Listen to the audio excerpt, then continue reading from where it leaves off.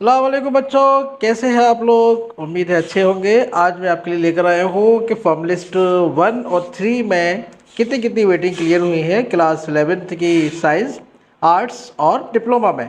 इसके अलावा मैं ये भी बताऊँगा कि अगर किसी का तीनों ही लिस्ट में नाम नहीं आया है तो उसका आगे क्या ऑप्शन है, क्या उसका चांस है एडमिशन में आगे कोई, तो उसके लिए हम बताएंगे आपको आगे वीडियो के लास्ट में।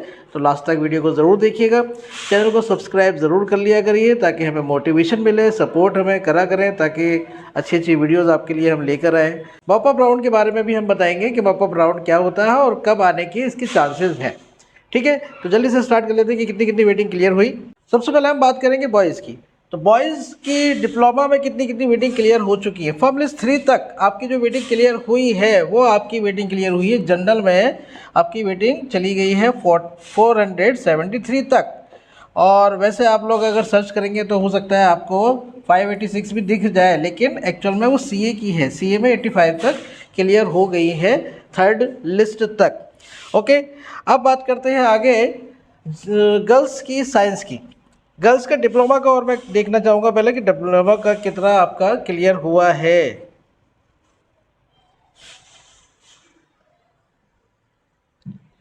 तो गर्ल्स का क्लियर हुआ है डिप्लोमा में। फॉर्म लिस्ट 2 में आपकी 181 तक क्लियर हो गई थी गर्ल्स की डिप्लोमा में, और थर्ड लिस्ट में जो है 198 तक हमने पाया कि क्लियर हो गई है जनरल की लिस्ट में। इसके अलावा 98 तक में 198 तक हम पहुंच गए।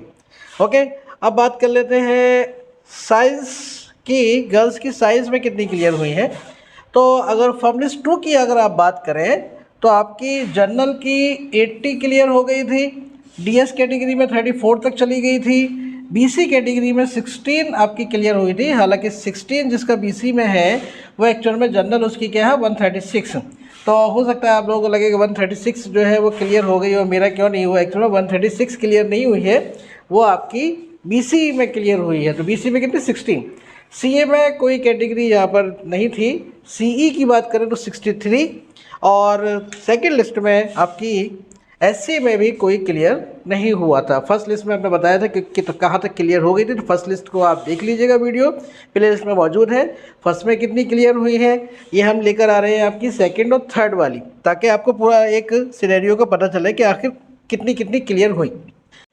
और गर्ल्स की जो फॉर्म लिस्ट 3 थी उसमें सिर्फ 3 ही कैंडिडेट का सिलेक्शन हुआ है, 81, 82, और एक जो बच्चा था वो पहले से ही सिलेक्टेड में था, उसने किसी वजह से कैंसलिंग नहीं करी होगी तो उसका फॉर्म लिस्ट 3 में हो गया सिलेक्शन। तो यानी कि कुल मिलाकर 3 बच्चे थे जिसमें से 2 जनरल वाले सिलेक्ट हुए हैं 81 और 82, और एक आपका उसमें से सिलेक्ट हुआ है। नेक्स्ट आपका है, बात करें बॉयज़ की। तो बॉयज़ में आप देखें तो बॉयज़ में फॉर्म लिस्ट 2 में आपकी जो क्लियर हुई है वो 124 तक क्लियर हो गई। बीसी में आप बात करें तो बीसी में आपकी 158 तक क्लियर हुई। डीएस में 131 तक क्लियर हो गई। एक 200 वाला भी है, लेकिन एक्चुअल में वो जनरल में सेलेक्ट हुआ है क्योंकि वो 107 उसकी जनरल में है, जबकि डीएस में जो है वो आपकी 200 है। तो 200 क्लियर नहीं हुई है, वो डीएस में 131 तक। एनसी की बात करें तो उसमें एक 27, पीएच की बात करें तो 45, सीजी की बात करें तो 2, सीई की बात करें तो 85 तक क्लियर हो गई थी सेकंड में, और सीए की बात करें तो 120 तक क्लियर हुई थी किसमें, आपकी फॉर्म लिस्ट 2 में। अब आते हैं फॉर्म लिस्ट 3 में क्या हुआ। तो फॉर्म लिस्ट 3 में जनरल में 117 और क्लियर हुई। अब आप कहेंगे सर ये तो पहले आप कह रहे थे इतनी क्लियर हुई, अब इतनी कैसे। एक्चुअल में जो बच्चे यहाँ रह जाते हैं तो बाद में भी काउंसलिंग कर देते हैं तो उनको थर्ड में राउंड में हो जाता है, तो फिर 117, यानी कि आप ये कह सकते हैं मैक्सिमम 124 तक हुई। अब अगर हम आगे बात करें डीएस में, तो फॉर्म लिस्ट 3 में डीएस में 180 तक क्लियर हो गया है। और एनसी की बात करें तो देखिए एनसी का कोई और नहीं था कैंडिडेट, पीएच का भी कोई कैंडिडेट नहीं था, सीजी का भी कोई कैंडिडेट नहीं था। सीई का 99, 95 जो है वो क्लियर हो गई। 99 में से 95, यानी टोटल जो थी वो 99 वेटिंग थी, जिसमें से 95 तक सीई की क्लियर हो गई थर्ड लिस्ट तक। यानी कि आप ये कह सकते हैं कि सीई की तो लगभग सभी बच्चे सेलेक्ट हो गए। सीए की बात करें तो सीए में 45 और आपकी क्लियर हुई थी। 45 वेटिंग जिसकी होगी, यानी कि जिसने पहले काउंसलिंग नहीं की होगी उसने बाद में करी होगी, तो उसका फिर बाद में हो गया सिलेक्शन। तो ये तो था फॉर्म लिस्ट बॉयज़ की साइंस की। अब बात करते हैं कॉमर्स की, ह्यूमैनिटीज़ की। फॉर्म लिस्ट थर्ड की अगर हम बात करें बॉयज़ की और गर्ल्स की, थर्ड की मैं बात कर रहा हूँ डायरेक्ट। बॉयज़ की कितनी क्लियर हुई हैं? जनरल में 269, बीसी में 145 तक क्लियर हो गई है इनकी। और एसटी कैटेगरी में अगर हम देखें तो 3 एसटी कैटेगरी में भी क्लियर हुए हैं, जिनकी जनरल में 233 वेटिंग है। सीए में 57 क्लियर हुई, जिसकी जनरल में 209 है।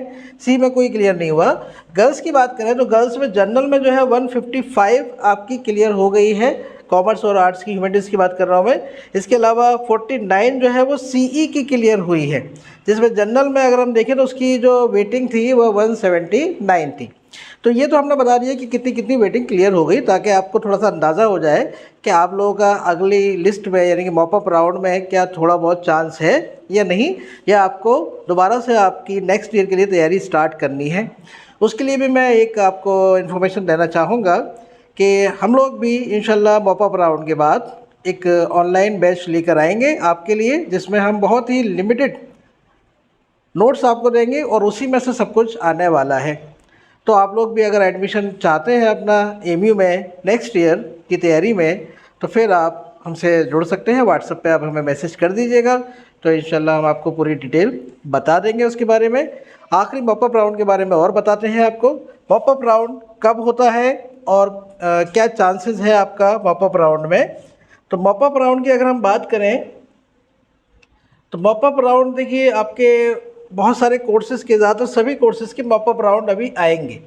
तो मॉपअप राउंड पहले मैं अगर बात करूँ क्लास 11th का, डिप्लोमा इंजीनियरिंग का, बीटेक का और बीएससी नर्सिंग का, पैरामेडिकल का, एमबीए का, बहुत सारे कोर्सेज़ हैं। तो इनका जो मॉपअप राउंड है उसकी काउंसलिंग भी लगभग वैसे ही होती है जैसे कि रेगुलर कोर्सेज़ की होती है, जैसे रेगुलर काउंसलिंग होती है। अब इसमें आप अगर देखेंगे तो अगर लास्ट ईयर की अगर हम बात करें, पिछली साल राउंड 1 जो स्टार्ट हुआ था वो आपका हो गया था स्टार्ट 8 अगस्त से। 8 अगस्त से आपका लास्ट ईयर जो है वो मॉपअप राउंड स्टार्ट हुआ था, ठीक है। तो वहाँ पे भी वही था कि आपको 1-2 दिन का टाइम मिलता है, उसके बाद फ़ी पेमेंट हो जाता है, राउंड फर्स्ट लिस्ट बन जाती है, उसके बाद सेकंड राउंड होता है उसमें, उसके बाद ऐसे थर्ड राउंड होता है। तो आपको जो थर्ड राउंड था वो आपका 13 अगस्त तक ये चला था इन कोर्सेज़ के लिए जो हमने यहाँ पे दिखाए हैं।